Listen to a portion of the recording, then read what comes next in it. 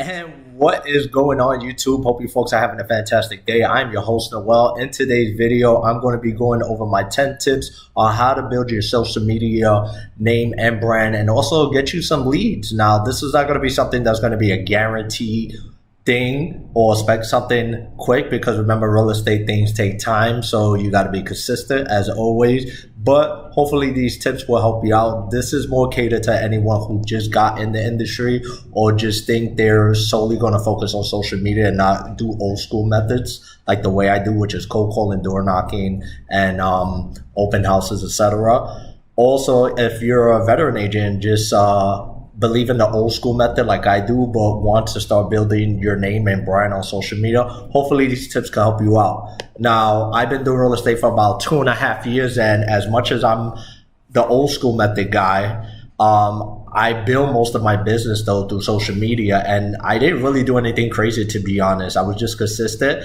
but I knew what was the right content to go about. So I have here on my phone, if I'm looking down, things I want to touch upon to kind of help you out. So let's get right into it. Number one, know your audience. Now, what do I mean by that? Sit down one day whenever you get a chance and look at your platform. So let's say, for example, you're using Facebook and Instagram only. You want to know who is your audience. So for example, me, I have most of my friends on Facebook that were airline friends when I lived in New York. And on top of that, people I went to school in Brooklyn, New York. So I kind of know more about these people because I speak to them a lot and I know where they stand at. So the common mistake I'm going to say most real estate agents do, even I did it myself, when I got my last listing, when I got my license, the first thing I did was go into $1 million home. My mentor at that time just happened to have been doing an open house though the same day I passed my exam. And I went on social media and I was like, hey guys, if you're looking to buy a home, 1.1 million. I was like, don't do that. This goes back to knowing your audience. Now, I'm not saying that's not a good thing to do, but remember, you're new in the industry. The odds of you getting a $1.1 million listing right off the back is, not saying impossible, but that's not likely to happen most of the time. So know your audience, know what to do when that time comes. Take a time to look at it. Number two, what you want to do is paint the image for people. So what do you want to be known for on social media? So what I mean by that, for me as a person, people knows me as a family guy because of my daughter. I post pictures of her. Obviously real estate, just list, just sold.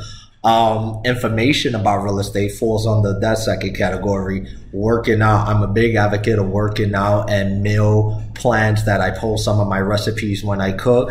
Motivational and reading. Those are 5 things like you will always see on my page. And that's something that gives people an idea when they see me in person for the first time, or they know me, or they just met me. I get this almost a lot, which is still surprising me today. Hey, you motivate me, you inspire me to do X, Y, Z, or yo, you're killing in real estate, or your daughter's so beautiful, I had a bad day, she makes me smile. Like, things like that could help you out so much. It shows not that you're just a real estate person and you're just oversaturating your content, but also you're giving people a piece of you. At the end of the day, it's a brand and you want to be known for something besides just real estate.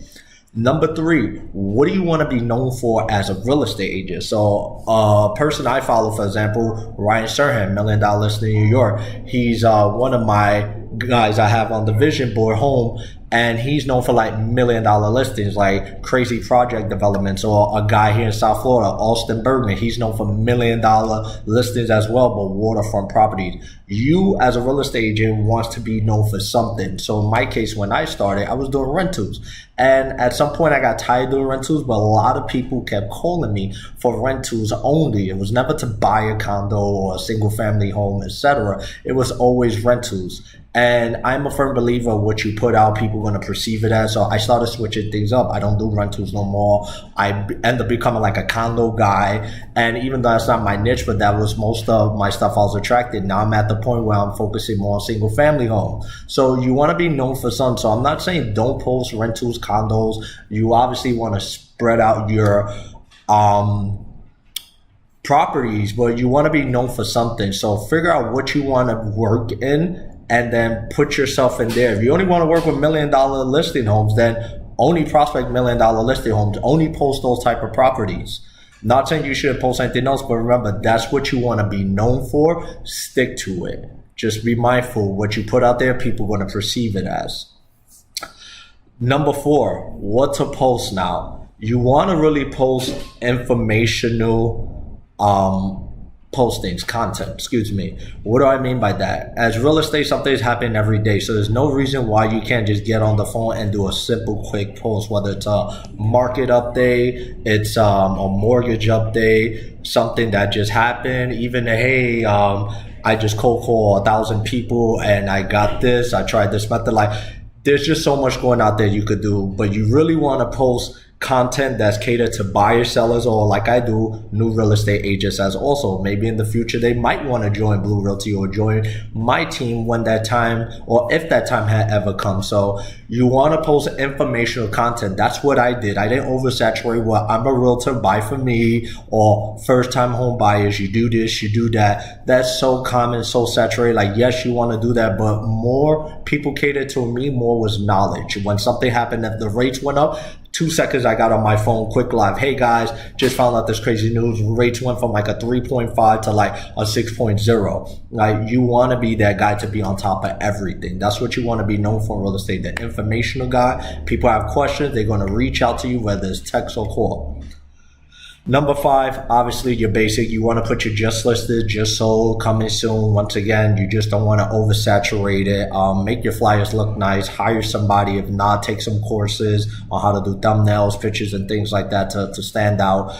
You want it to pop out. Remember, it's like the color red. It just sticks out when people see it. They know what it is. So when you're doing a flyer, things like that, make sure you make it look nice and not like a kiddie-ish. I have somebody to help me out with mine, even though I'm kind of good at it because of my gaming career background. I'm still not at that level and I'm still learning as I go on. So just make sure your flyers are sticking out when it comes to your just listed, just sold, and coming soon. And also try to leverage other people in your brokerage if they allow it, or other realtors if they allow it. That can help you out too with exposure. Number 8, pay attention to the traffic and what gets most likes and most engagement. A lot of people I see neglect this a lot. They'll just post the same stuff and nothing's happening, and they put one good post and I'll see it and it gets like hundreds of likes or even thousands of likes, and then that's it. Like, every other post they have is like 20, 30. You really got to pay attention to it. Get into looking at creator mode or content mode when you open up your Instagram and Facebook, LinkedIn, etc. like that. Like, at the end of the day, you're technically a content creator besides just a lead generator, a public figure, etc. You're building content at the end of the day, and it's not just listed so, because it's not going to help you out all the time. That's going to, like I said, oversaturate and get people bored of your page. So you want to see what works, what doesn't work, and what drives attention to people. Now, number 7, answering your comment sections. Once again, this is another common mistake I see a lot of people do. They neglect big time the comment section. People will comment on people's posts and just do a like and that's it, or no comment. Now, I'm not saying they don't go in the DMs and hit them up and be like, hey, thank you, yada, yada, yada. But when you don't see anything, once again, perception is reality. That's what a lot of people get. So please don't neglect your comments. Obviously, if it's something small, you don't got to go crazy, but pay attention to your comment section because you could be missing out on a lead at that moment. Number 8, use hashtags. Now, I'm still learning as I go. One thing I do learn, and I'm going to use this as a quick example, not to go over it too much because I'm still learning and teaching you guys at the same time as I go. With hashtags, you want to use the right hashtag. So, for example, I'm just going to use Coral Springs and then Coral Springs, Florida, or Coral Springs FL. In Instagram, for example, you put Coral Springs, you'll notice a box will drop down and it'll say like 1.1K followers or 1.K posts. What I've learned from doing some of these mastermind classes I'm in and classes I still take, you don't want to go for something that has like 6 million or something that has like 500. You want to find something that's in the middle of it because that is where most attractions are drawn. So, for example, use Coral Springs, Florida, or real estate, which is a common one everybody uses on all their posts. You're going to see it has like 9 million views. The odds of your post getting seen is like 0.1 in a million thousand, etc. Like, it's going to be very little or no attraction at all. You want to use the right hashtags to kind of generate people. So see what works and what doesn't work, what's high, what's low, and just get a feel for it. Obviously, you're going to get better. You should take classes on hashtags and things like that. I recommend, because it does help out your business a lot. Number 9, do videos. Don't just do regular posts. Believe it or not, for me, what kind of drew my business more was my videos, like this, what I'm doing, or my lives, or my daily motivational videos that I used to do.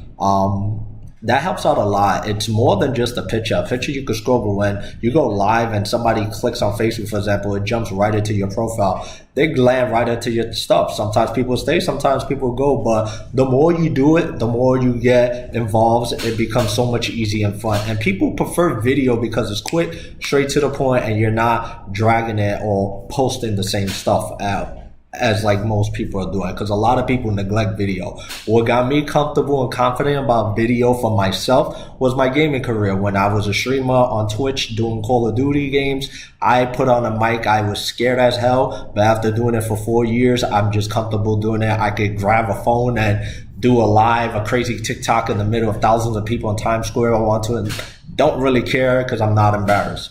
And to end this off with number 10, just be consistent.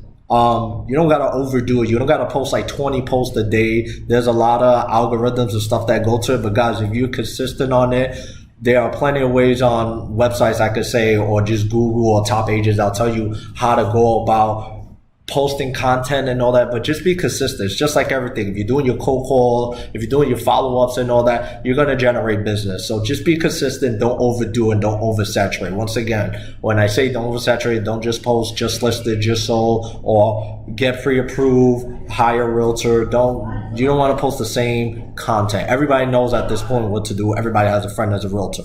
At the end of the day, you just want to stand out from all their friends and family who are realtors. And that's pretty much it, guys. Those are my top 10 tips to help build your brand online and what you could do. If you have any questions, reach out to me. I would love to help you out. I could even give you some tips. And I'll give you one more tip to end this off. Find somebody you actually look up to and mimic them. That's it. Real estate's a game that is not... It's hard, but it's really not rocket science either. Far too many people try to invent the wheel, and for no reason.